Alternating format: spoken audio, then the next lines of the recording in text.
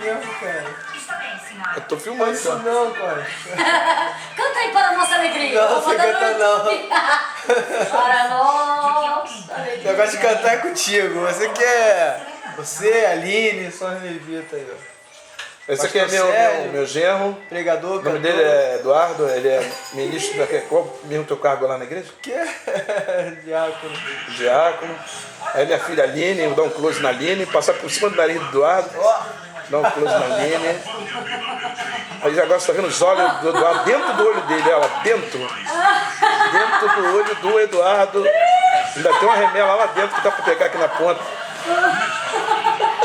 Mentira, não é remela não, rapaz, logo me pôr o olho.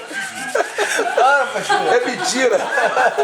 Aquele ali é o Nicola. Olha pra cá, Nicola. Olha pra cá. Nicola. Lá o Nicola.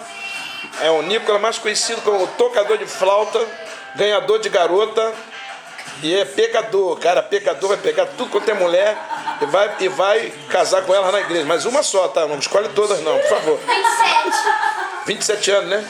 27 anos, é garoto novo. Tem quantos anos? Garotas? 27 de garota, ele vai passar o rodo de todas elas. Mas depois do casamento, antes do casamento não.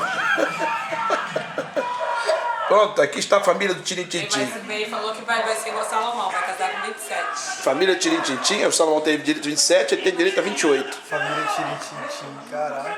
Pronto.